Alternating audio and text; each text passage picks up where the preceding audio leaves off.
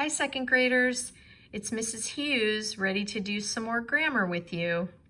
Today we're going to talk about subjects and verbs.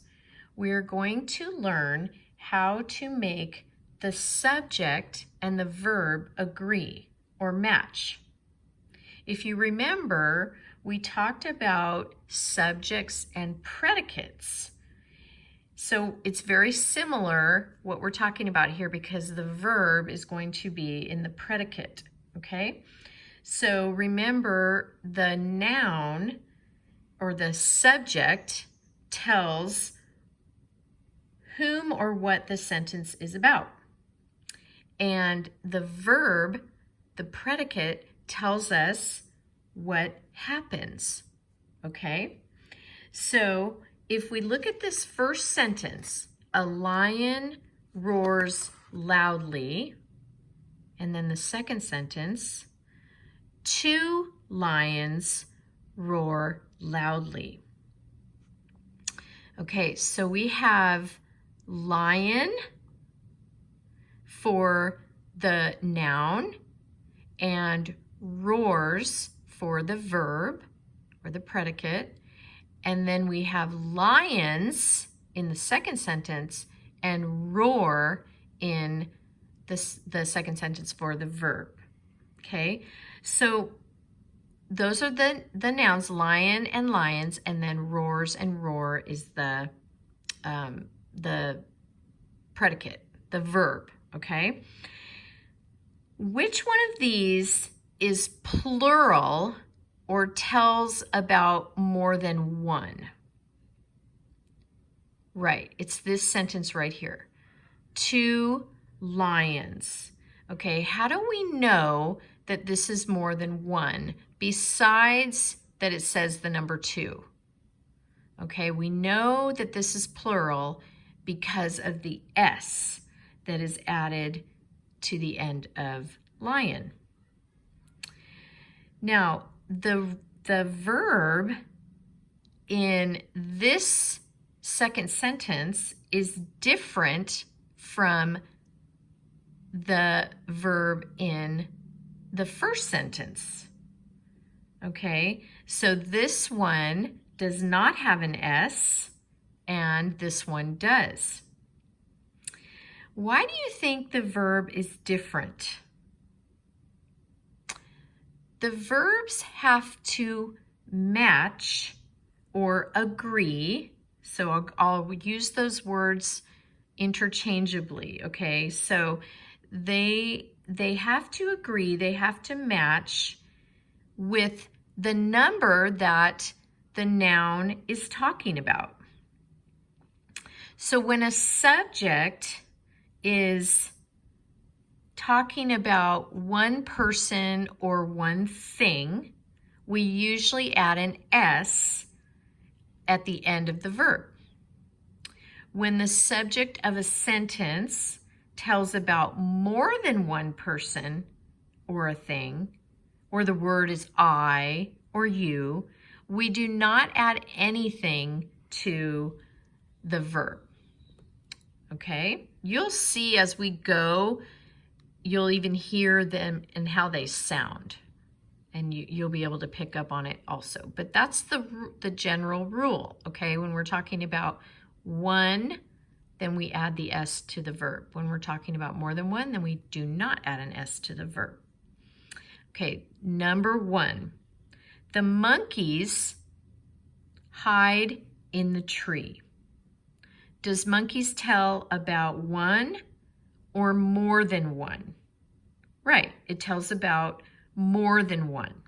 So which word tells what the monkeys do? Hide, right. Now watch this. If I change monkeys to monkey, it's now singular. This is only one monkey, right? It's telling about only one. So what do you think needs to happen to hide? Right, it needs an S. The monkey hides in the tree. Okay? Now look at number 2. The hippos sit in the mud. Okay, is this talking about one or more than one? Right, it's talking about more than one. If I change it to hippo, what happens? What has to happen here to sit? The hippo sit in the mud. That doesn't sound right, does it? The hippo sits. We have to add an S, right? Okay, look at number 3. The zebras stand in the grass. Is zebras talking about one or more than one? Right, it's talking about more than one. If I change it to just one zebra, the zebra stand in the grass, this needs to change, right? What do we do when we only have a single noun that we're talking about? We add an S to the verb. Good job. Last one, the elephants play in the water. Okay, so elephants, we have more than one because there's an S here, tells us that. The elephant, if we change it to elephant, play in the water? No, we have to add an S to make that verb agree with that noun or the subject. They have to match, okay? It doesn't match if it's like this. The elephant play in the water. The elephant plays in the water. Okay, so that's how we make them agree and how we make them match. Okay, let's look at these sentences here. The large rock is gray. Now, if you remember, we were talking about the verb be, the irregular. It's an irregular verb of be. This one is correct. The large rock is gray. If I change this to rocks, does not agree with that. So if you remember that irregular verb be, the plural would go with, we'd have to put are. The large rocks are gray. Okay, so is becomes are when you're talking about more than one in the noun. The snake was on the rock.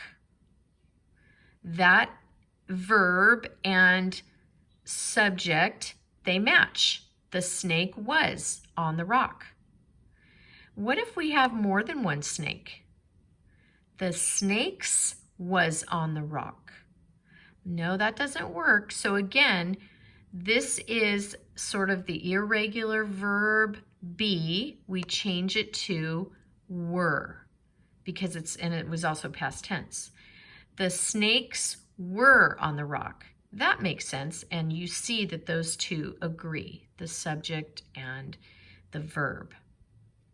Okay, and then here's the last one. I am afraid of snakes.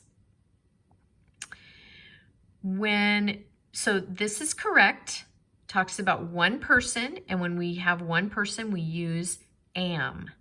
But if we change this to we, this is more than one person, we don't keep this as am.